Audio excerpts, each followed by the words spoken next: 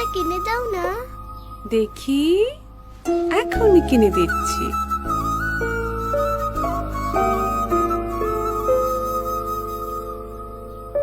এটা এটা? হ্যাঁ।